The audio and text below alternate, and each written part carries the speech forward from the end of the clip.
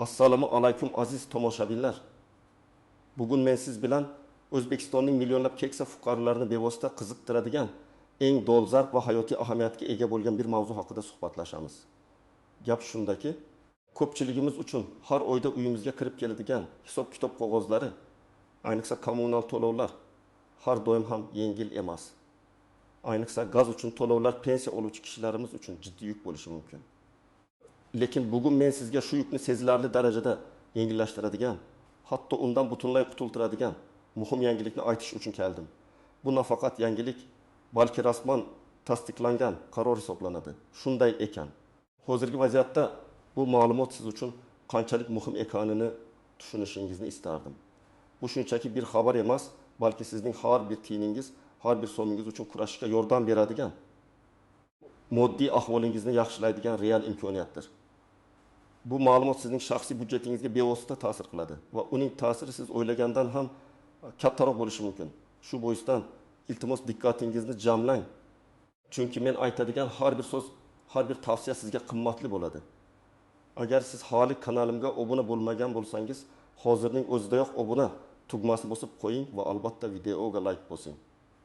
Bu videoni boshqalarga ham yetib borishiga yordam beradi va siz muhim ma'lumotlarni o'tkazib yubormaysiz. Keling muammoning mohiyatini tushunib olaylik. Qadimdan O'zbekistonda kommunal xizmatlar, shu jumladan tabiiy gaz uchun to'lovlar doimiy masala bo'lib kelgan. Keksa avlod vakillari, ya'ni pensiyaga chiqqanlar uchun bu to'lovlar ba'zan oylik pensiya miqdorining sezilarli qismini tashkil etardi. Misol uchun 'da, masalan 10-15 yil avval pensiyaning o'rtacha miqdori nisbatan kam bo'lgan paytlarda, qish oylarida bir xonadonning isitish va ovqat pishirish uchun sarflangan gaz miqdori uchun kelgan hisob-kitob qog'ozi ba'zi pensionerlarning oylik pensiyasining chorak qismidan ham ko'prog'ini yeb qo'yishi mumkin edi. Bu albatta ularning kunlik ehtiyojlarini qondirishda, dori-darmon sotib olishda yoki oziq-ovqat xarajatlarini qoplashda jiddiy qiyinchiliklar tug'dirardi. Ko'plab pensionerlar har oyda hisob-kitob qog'ozlari kelishini katta xavotir bilan kutishar edi. Chunki bu ularning oilaviy byudjetlariga qo'shimcha bosim o'tkazardi. Davlat qandaydir ijtimoiy himoya choralarini ko'rgan bo'lsa ham, ular har doim ham barcha pensionerlarning ehtiyojlarini to'liq qamrab olmasdi. Har bir hududda, har bir mahalla yoki qishloqda o'ziga xos muammolar va yechimlar mavjud bo'lib, umumiy tizim har doim ham to'liq samarali ishlamagan. Endi esa vaziyat tubdan o'zgardi. Hukumat ijtimoiy adolat tamoyillarini mustahkamlash va aholining, xususan pensiya yoshidagi fuqarolarning moddiy farovonligini oshirish maqsadida juda muhim bir qaror qabul qildi. Bu qarorga binoan endilikda pensionerlarga gaz uchun kompensatsiya ajratiladi. Bu shunchaki bir imtiyoz emas, balki aniq mexanizmga ega bo'lgan, rasmiy tasdiqlangan, muntazam asosda beriladigan yordamdir. Bu o'zgarish nafaqat bir martalik yengillik, balki doimiy qo'llab-quvvatlash tizimining bir qismi bo'lib, kelajakda ham davom etishi kutilmoqda. Kompensatsiya tizimi nima uchun joriy etildi? Birinchidan, energetika resurslari narxining o'sishi sharoitida, ayniqsa kam ta'minlangan oilalarni va ayniqsa pensionerlarni himoya qilish maqsadida. Ikkinchidan, bu davlatning ijtimoiy mas'uliyatini namoyon etadi va aholining turmush darajasini yaxshilashga qaratilgan amaliy qadamdir. Uchinchidan, bu tizim orqali gaz iste'molining adolatli taqsimlanishi va undan oqilona foydalanishni rag'batlantirish ham ko'zda tutilgan. Bu shuni anglatadiki, siz endi gaz uchun to'lovlar haqida oldingidek xavotir olmaysiz. Chunki davlat sizga bu borada yordam berishga tayyor. Keling, bu yangi kompensatsiya tizimi haqida batafsilroq ma'lumotlarga to'xtalib o'tamiz.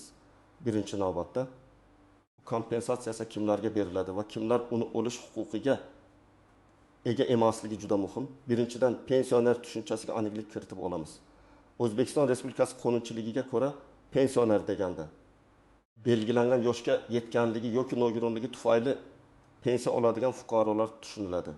Bu nafaqat yoshi tufayli pensiyaga chiqqanlar, balki nogironlik pensiyasi oluvchilar, bo'g'uvchisini yo'qotganlik pensiyasi oluvchilar ham bu toifaga kiradi. Bu juda muhim nuqta, chunki ko'pchilik pensioner deganda faqat yoshi ulug' insonlarni tushunadi. Ammo qonun hujjatlarida bu tushuncha ancha kengroq. Shunday qilib, agar sizda pensiya guvohnomasi bo'lsa va siz muntazam ravishda pensiya olsangiz, siz ushbu kompensatsiyaga da'vogar bo'lishingiz mumkin. Endi kimlar kompensatsiya olishi kerakligini aniq ko'rib chiqamiz. Asli yolg'iz yashovchi pensionerlar. Agar pensioner yolg'iz yashasa va uning uyida boshqa daromadga ega bo'lgan oila a'zolari mavjud bo'lmasa, u kompensatsiyani olish uchun birinchi navbatdagi nomzod hisoblanadi. Misol uchun, Toshkent shahrining Shilonzor tumanida yashovchi 75 yoshli Musoba opa turmush o'rtog'i vafot etgandan keyin yolg'iz yashaydi. Uning o'rtacha oylik pensiyasi 1 million 200 ming so'm. Uning kvartirasida markaziy isitish tizimi mavjud. Lekin ovqat pishirish uchun gazdan foydalanadi. Qish oylarida Musoba opaning gaz sarfi 1 ming so'm atrofida bo'ladi. Ilgari bu summa uning byudjetiga sezilarli ta'sir qilardi. Endilikda uning yolg'iz yashashi va ma'lum daromaddan past pensiya olishi sababli u gaz uchun to'lovlarning ma'lum bir qismiga kompensatsiya olish huquqiga ega bo'ladi. Faraz qilaylik, u gaz uchun 7% miqdorida kompensatsiya oladi. Bu uning oylik xarajatini 25 ming so'mga kamaytiradi. Demak, uning qo'lida qo'shimcha 25 ming so'm qoladi. Bu pulni u dori-darmon yoki oziq-ovqatga sarflashi mumkin. Bu uning hayot sifatini sezilarli darajada yaxshilaydi. 2. Kam ta'minlangan oilalar tarkibidagi pensionerlar. Agar pensioner kam ta'minlangan oilada yashasa va ushbu oila davlat tomonidan kam ta'minlangan deb tan olingan bo'lsa, bu pensioner ham kompensatsiyaga haqli. Bunda nafaqat pensionerning daromadi, balki butun oilaning daromadi hisobga olinadi. Masalan, Farg'ona viloyatining Oltiariq tumanida yashovchi 2 nafar voyaga yetmagan nabirasi bilan birga turuvchi 38 yoshli Nodira xola misolini olaylik. Nodira xolaning pensiyasi 907 ming so'm, nabirlarga esa bo'g'ichisini yo'qotganlik nafaqasi berilmaydi. Chunki ota-onalari tirik, ammo ishsizlar. Oilaning umumiy daromadi belgilangan eng kam miqdordan past bo'lganligi sababli ular kam ta'minlangan deb e'lon qilingan. Ularning xonadoni yakka tartibdagi gaz isitish tizimiga ega va qishda oyga o'rtacha 5-6 ming so'mlik gaz yo'qiladi. Bunday holda Nodira xola ham gaz uchun kompensatsiya olish huquqiga ega bo'ladi. Chunki u kam ta'minlangan oilaning a'zosi. Deylik, unga 500 ming so'mlik gaz to'lovining yaqin foizi, ya'ni 400 ming so'm kompensatsiya ajratiladi. Bu oilaning byudjeti uchun juda katta yordam hisoblanadi. 30. Nogironligi bo'lgan pensionerlar. Nogironlik pensiyasi oluvchilar ham agar ularning daromadlari belgilangan me'yorlardan past bo'lsa, bu imtiyozdan foydalanishlari mumkin. Ularga beriladigan kompensatsiya miqdori va shartlari oddiy yoshga doir pensionerlarga beriladigan shartlardan farq qilishi mumkin. Misol uchun, Samarqand shahridan birinchi guruh nogiron bo'lgan 25 yoshli Bahodir aka yakka o'zi yashaydi. Uning nogironlik pensiyasi 1 million 300 ming so'm. Uning uyda gaz isitish tizimi mavjud va ovqat pishirish uchun ham gazdan foydalanadi. Uning o'rtacha gaz sarfi qishda 350 ming so'mni tashkil etadi. Nogironligi tufayli unga qo'shimcha imtiyozlar nazarda tutilgan bo'lishi mumkin. Masalan, unga 9% miqdorida kompensatsiya berilishi mumkin. Bu esa 315 ming so'mni tashkil etadi. Bu uning moddiy ahvolini ancha yaxshilaydi va unga dori-darmon yoki boshqa ehtiyojlariga pul ajratish imkonini beradi. Endi kimlar kompensatsiya olishi shart emas yoki ola olmaydi? Asli daromadi yuqori bo'lgan pensionerlar. Agar pensionerning shaxsiy yoki u yashaydigan oilaning umumiy daromadi belgilangan me'yordan oshib ketsa, ularga kompensatsiya berilmaydi. Bu tizim aynan ijtimoiy himoyaga muhtoj bo'lgan shaxslarni qo'llab-quvvatlashga qaratilgan. Masalan, Toshkent viloyatida yashovchi 67 yoshli Rustam aka davlat tashkilotida katta lavozimda ishlagan va hozirda pensiya bilan birga. Yirik xususiy kompaniyadan ham qo'shimcha daromad oladi. Uning oylik daromadi jam 5 million so'mdan oshadi. Garchi u pensioner bo'lsa ham, uning daromadi yuqoriligi sababli u gaz kompensatsiyasini olish huquqiga ega emas. Davlat resurslari eng muhtojlarga yo'naltiriladi. Asli gaz tarmog'iga ulanmagan xonadonlar. Bu mantiqan to'g'ri. Agar xonadonda tabiiy gazdan foydalanilmasa, ya'ni faqat elektr energiyasi yoki boshqa yoqilg'i turlaridan foydalanilsa, bu xonadon egalariga gaz uchun kompensatsiya berilmaydi. Masalan, Qashqadaryo viloyatining Tog'li hududida yashovchi Murod aka 70 yoshda. Uning uyida gaz tarmog'i yo'q. U asosan ko'mir va o'tin bilan isitiladi. Ovqatni esa elektr plitada pishiradi. Garchi u pensioner bo'lsa ham gaz iste'mol qilmagani uchun gaz kompensatsiyasi olishga haqli emas. Uch asl qarzga ega bo'lgan pensionerlar ba'zi hollarda. Agar pensionerning gaz bo'yicha jiddiy qarzlar tarixi mavjud bo'lsa va bu qarzlar to'lanmagan bo'lsa, kompensatsiya berilishida muammolar yuzaga kelishi mumkin. Bu yerda tizim shunday ishlaydiki, avvalo mavjud qarzlar masalasi hal qilinishi talab qilinadi. Ba'zan kompensatsiya to'lovlar qarzdorlikni qoplash uchun yo'naltirilishi mumkin. Ammo bu haqida keyinroq batafsilroq to'xtalaman. Bu tizimning asosiy g'oyasi ijtimoiy adolatni ta'minlash va eng ehtiyojmand qatlamni qo'llab-quvvatlashdan iborat. Shuning uchun daromad darajasi va oilaviy sharoitlar kompensatsiya olish uchun asosiy mezon bo'lib xizmat qiladi. Endi esa bu tizimning ba'zi istisnolari, tuzoqlari va ko'zdan panada qoladigan nozik jihatlari haqida gaplashamiz. Ko'rinishdan oddiy bo'lib tuyulgan bu masala aslida juda ko'p nuanslarga ega. Gaz bo'yicha qarzlar va kompensatsiya. Ko'pchilikda savol tug'ilishi mumkin. Agar men gaz uchun qarzdor bo'lsam, kompensatsiya olamanmi? Qoidaga ko'ra, agar sizda gaz bo'yicha katta miqdordagi muddati o'tgan qarzlar mavjud bo'lsa, sizga kompensatsiya bevosita pul ko'rinishida berilmasligi mumkin. Ba'zi hollarda kompensatsiya miqdori to'g'ridan-to'g'ri sizning qarz hisobingizga o'tkazilishi mumkin. Bu shuni anglatadiki, siz kompensatsiyani qo'lingizga olmaysiz. Ammo gaz uchun qarzingiz avtomatik ravishda kamayadi. Bu ham bir turdagi yordam, ammo siz kutgandek naqd pul ko'rinishida emas. Shuning uchun agar siz kompensatsiya olishni istasangiz va gaz bo'yicha qarzingiz bo'lsa, iloji boricha bu qarzni oldindan qoplashga harakat qilishingiz tavsiya etiladi. Ba'zan shunday holat ham bo'ladiki, qarzdorlik kompensatsiya olish huquqini butunlay yo'qqa chiqaradi. Masalan, agar pensionerning 2 million so'mlik gaz qarzi bo'lsa va unga oyiga 200 ming so'mlik kompensatsiya ajratilsa, 10 oy davomida bu kompensatsiya qarzdorlikni qoplashga ketishi mumkin. Shu sababli ariza topshirishdan oldin qarzdorlikni tekshirish va uni imkon qadar bartaraf etish muhimdir. Aslida ikkinchi muhim nuqta bir nechta mulkning mavjudligi. Ba'zi pensionerlar bir nechta ko'chmas mulkka egalik qilishadi. Masalan, bir uyda yashaydilar, ikkinchisi esa bo'sh turadi yoki ijaraga berilgan. Bunday vaziyatda kompensatsiya faqat pensioner doimiy yashaydigan va propiska qilingan asosiy yashash joyi uchun beriladi. Ijaraga berilgan yoki bo'sh turgan mulklar uchun gaz kompensatsiyasi ajratilmaydi. Davlatning maqsadi fuqaroning haqiqiy yashash joyidagi moddiy yukni yengillashtirishdir. Agar pensionerning ijaraga berilgan mulkidan daromad olinayotgan bo'lsa, bu daromad uning umumiy daromadiga qo'shilishi va kompensatsiya olish huquqiga ta'sir qilishi mumkin. Bu har bir holatda individual tarzda ko'rib chiqiladi.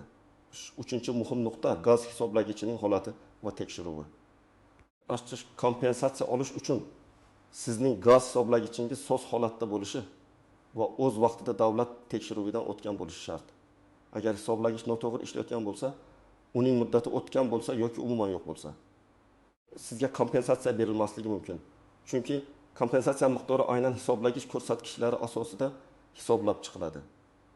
Agar hisoblagich bo'lmasa, unda standart me'yorlar qo'llaniladi. Lekin bu ham kompensatsiya olish imkoniyatini murakkablashtiradi. Misol uchun, Namangan viloyatidan 72 yoshli Sobit aka o'zining eski gaz hisoblagichi tekshiruvdan o'tmagani unutilgan. U kompensatsiya olish uchun hujjat topshirganda uning arizasi rad etildi. Sababi hisoblagichning sertifikatsiya muddati o'tib ketganligi. U yangi hisoblagich o'rnatish yoki eskisini tekshirtirishga majbur bo'ldi. Shundan keyingina unga kompensatsiya berildi. Shuning uchun arizani topshirishdan oldin hisoblagichning holatini va uning tekshiruvdan o'tganligini tekshirishni unutmang. Asl 4-muhim nuqta. Mavsumiy gaz iste'moli va kompensatsiya miqdori. Ko'p joylarda gaz asosan isitish mavsumida ko'p sarflanadi. Yozda esa faqat ovqat pishirish uchun ishlatiladi. Kompensatsiya miqdori yil davomida gaz iste'moli hajmi o'zgarishi bilan qanday hisoblanadi? Odatda kompensatsiya har oylik gaz sarfiga qarab belgilanadi. Ya'ni qish oylarida gaz sarfi oshgani sari kompensatsiya miqdori ham oshishi mumkin. Agar u umumiy iste'molning ma'lum foizini qoplashga qaratilgan bo'lsa, yoki aksincha. Kompensatsiya miqdori yil davomida barqaror qolishi, lekin eng ko'p iste'mol qilingan davrlarda uning qiymati sezilarli bo'lishi mumkin. Bu kompensatsiyani tayinlash mexanizmiga bog'liq bo'ladi. U naqd pul ko'rinishida beriladimi yoki chegirish ko'rinishida? Bu nuansni aniqlash uchun mahalliy ijtimoiy xizmatlarga murojaat qilish kerak. Ba'zan kompensatsiya belgilangan maksimal limitga ega bo'lishi mumkin. Masalan, oyiga 2 ming so'mdan oshmasligi mumkin. Bu esa qishki maksimal sarflarni qoplashda yetarli bo'lmasligi ehtimoli bor. 5-muhim nuqta. Boshqa ijtimoiy imtiyozlar bilan o'zaro aloqasi. Agar pensioner allaqachon boshqa ijtimoiy himoya dasturlari bo'yicha imtiyozlar yoki nafaqalar oladigan bo'lsa, bu yangi gaz kompensatsiyasi bilan qanday moslashadi? Ko'p hollarda bir nechta imtiyozlarni bir vaqtning o'zida olish mumkin. Lekin ba'zi imtiyozlar bir-birini istisno qilishi ham mumkin. Masalan, agar siz uy-joy kommunal xizmatlar uchun umumiy subsidiya olayotgan bo'lsangiz, gaz uchun alohida kompensatsiya berilmasligi ehtimoli bor. Ammo bu har bir holatda qonunchilik hujjatlariga qarab aniqlanadi. Odatda ijtimoiy himoya tizimida bir nechta asos bo'yicha eng yuqori imtiyozni tanlash tamoyili ishlaydi. Shuning uchun ariza topshirishdan oldin o'zingiz olib turgan barcha imtiyozlarni va ular bilan bog'liq yangi kompensatsiyaning qanday muvofiqlashishini aniqlashtirish zarur. 6-muhim nuqta oilaviy tarkibning o'zgarishi. Agar pension yashayotgan xonadonning tarkibida o'zgarishlar ro'y bersa, masalan, farzandlar turmush qurib alohida yashashga ketgan bo'lsa yoki aksincha boshqa qarindoshlar u bilan birga yashash uchun ko'chib kelgan bo'lsa, kompensatsiyani olish huquqiga ta'sir qilishi mumkin. Agar oilaning umumiy daromadi oshsa yoki kamaysa, bu kompensatsiyani qayta ko'rib chiqishga asos bo'ladi. Har qanday o'zgarish haqida tegishli organlarga o'z vaqtida xabar berish muhimdir. Aks holda noto'g'ri hisoblangan kompensatsiya uchun keyinchalik muammolar yuzaga kelishi mumkin. Misol uchun, Farg'onadan 7 yoshli Gulnora xola 3 yil oldin yolg'iz yashagan va kompensatsiya olgan. Keyinroq uning o'g'li chet eldan qaytib kelib, daromad topa boshlagan. Gulnora xola bu haqida ijtimoiy xizmatlarga xabar bermagan. Bir muncha vaqt o'tgach, tekshiruv natijasida bu holat aniqlandi va Gulnora xola olgan ortiqcha kompensatsiyani qaytarishga majbur bo'ldi. Shuning uchun har qanday o'zgarishlarni zudlik bilan rasmiylashtirish muhimdir. 7-muhim nuqta byurokratik to'siqlar, ularni yengish, hujjatlarni yig'ish va arizalarni topshirish jarayonida turli byurokratik to'siqlarga duch kelishingiz mumkin.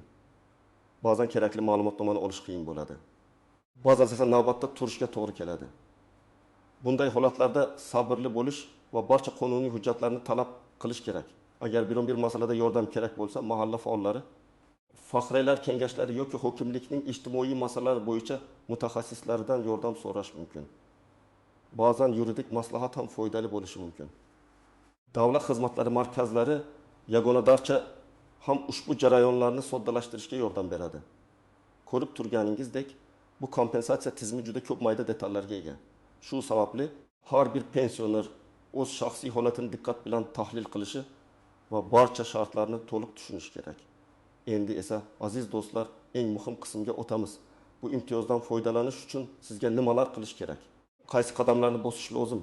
Jarayon iloji boricha soddalashtirilgan bo'lsa-da, ba'zi talablarga rioya qilish shart. Amaliy maslahatlar, nima qilish kerak?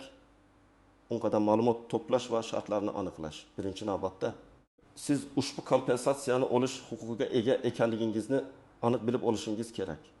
Yuqorida aytib o'tganimdek, pensionerlik maqomi, oilaviy daromad, gazdan foydalanish holati kabi omillar hal qiluvchi rol o'ynaydi. Siz o'zingiz yashaydigan hududdagi pensiya jamg'armasi bo'limiga, mahalla fuqarolar yig'iniga MFI yoki davlat xizmatlari markazlariga DXM, Yagona darcha murojaat qilib aniq ma'lumot olishingiz mumkin. Ular sizga aynan qaysi hujjatlar kerakligini va qanday talablar qo'yilishini tushuntirib berishadi. Bu dastlabki tekshiruv keyinchalik vaqtingizni tejashga yordam beradi. Asterisk inqadam kerakli hujjatlarni tayyorlash. Asterisk kompensatsiya olish uchun sizdan ma'lum bir hujjatlar paketi talab qilinadi. Bu hujjatlar sizning shaxsingizni, pensionerlik maqomingizni, oilaviy tarkibingizni va moddiy ahvolingizni tasdiqlash kerak. Quyida eng ko'p talab qilinadigan hujjatlar ro'yxatini keltiraman. Pasport, asli va nusxasi.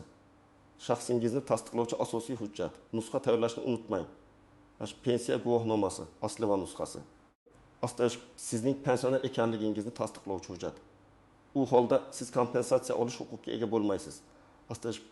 Doimiy yashash joyi propiska to'g'risidagi ma'lumotnoma yoki uy kitobchasi.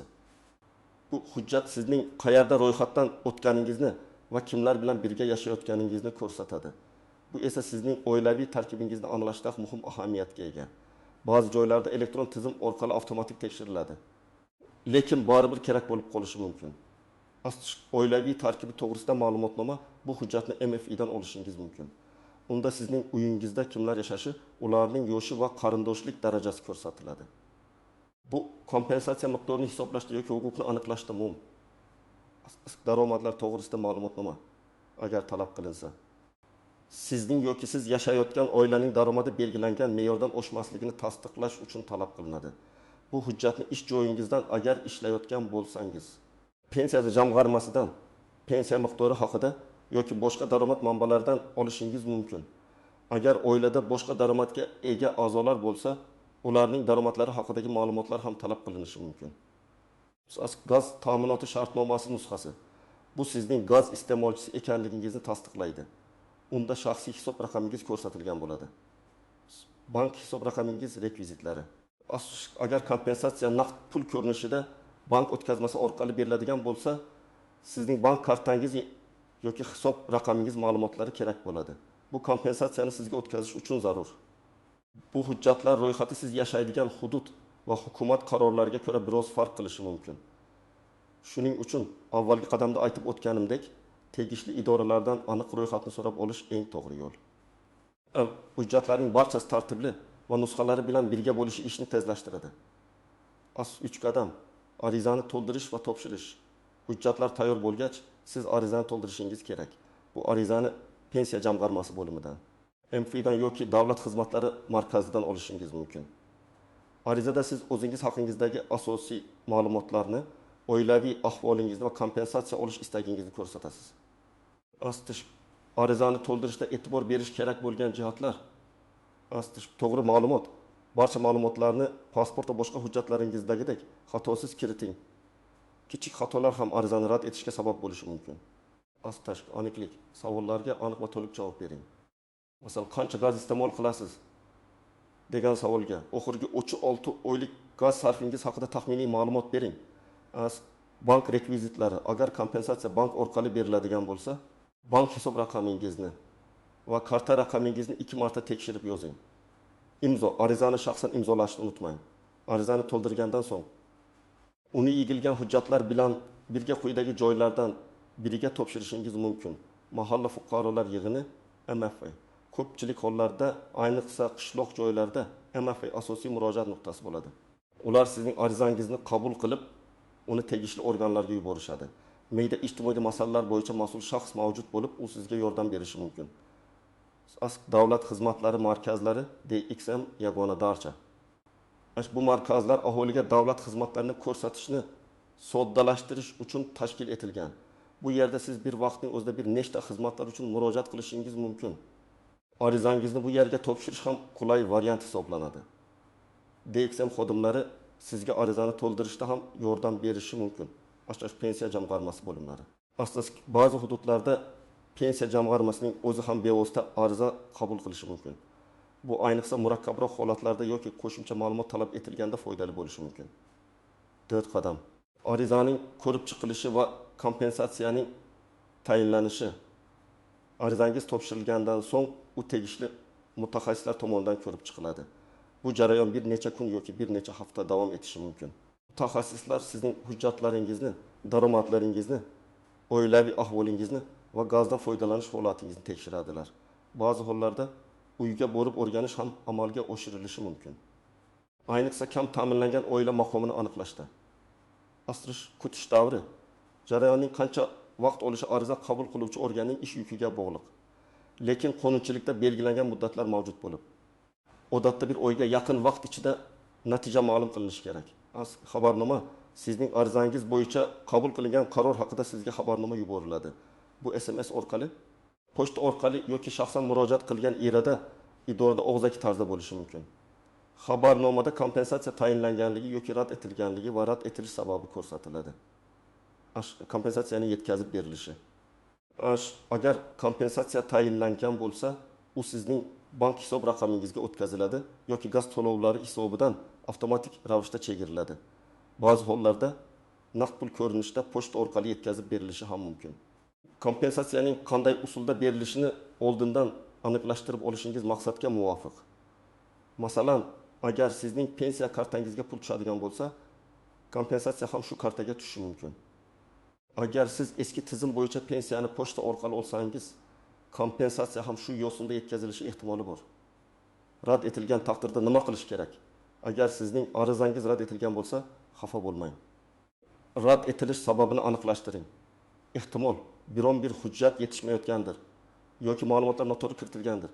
Yoxud haqiqatda siz kompensatsiya olish shartlariga to'g'ri kelmasligingiz mumkin. Agar siz rad etilishni asossiz deb hisoblasangiz, yuqori turuvchi organlarga, masalan, viloyat pensiya jamg'armasi bo'limiga yoki prokuraturaga shikoyat qilish huquqiga egasiz. Shuningdek, siz rad etilish sabablarini bartaraf etib, arizani qayta topshirishingiz mumkin. Bu qadamlarni to'g'ri va diqqat bilan bajarsangiz, gaz uchun kompensatsiya olishingizga umid katta. Har bir bosqichda aniq ma'lumot olishga intiling va shoshilmang. Aziz tomoshabinlar, bugungi suhbatimiz juda muhim bir mavzuga bag'ishlandi. Biz pensionerlarga gaz uchun beriladigan kompensatsiya tizimini batafsil ko'rib chiqdik. Bu shubhasiz keksa avlod vakillarining moddiy ahvolini yaxshilashga qaratilgan juda zarur va muhim qadamdir. Biz bu kompensatsiya kimlarga berilishi, kimlar olmasligi, qanday hujjatlar kerakligi va qayerga murojaat qilish kerakligi haqida atroflicha ma'lumot berdik. Shuningdek, ba'zi istisnolarni yuzaga kelishi mumkin bo'lgan qiyinchiliklarni va ularni qanday hal qilish mumkinligini ham muhokama qildik. Unutmang, davlatimiz har doim ijtimoiy himoyaga muhtoj qatlamlarni qo'llab-quvvatlashga intiladi va bu yangi kompensatsiya tizimi ana shu sa'y-harakatlarning yorqin isbotidir. Sizning haqlaringizni bilish va ulardan foydalanish bu sizning imkoniyatingizdir. Shuning uchun bu ma'lumotni o'zingiz uchun ham, oilangiz uchun ham, do'stlaringiz va qo'shnilaringiz uchun ham qimmatli deb bilaman. Bu videoni ulashish orqali siz boshqalarga ham yordam berishingiz mumkin. Endi esa azizlar, sizning fikrlaringizni bilishni istardim. Siz bu yangilik haqida nima deb o'ylaysiz? Sizningcha bu tizim qanchalik samarali bo'ladi? Yoki siz bu borada qandaydir takliflarga egamisiz? Izohlarda o'z fikrlaringizni yozib qoldiring. Sizning har bir fikringiz biz uchun qimmatli. Agar video siz uchun foydali bo'lgan bo'lsa, albatta like tugmasini bosing. Va eng muhimi, agar siz hali kanalimga obuna bo'lmagan bo'lsangiz, hozirning o'zidayoq obuna bo'lib, qo'ng'iroqcha tugmasini bosib qo'ying. Bu sizga kelajakda shunga o'xshash muhim va foydali ma'lumotlarni o'tkazib yubormaslik imkonini beradi. E'tiboringiz uchun rahmat. O'zingizni va yaqinlaringizni asrang. Keyingi videolarda ko'rishguncha xayr.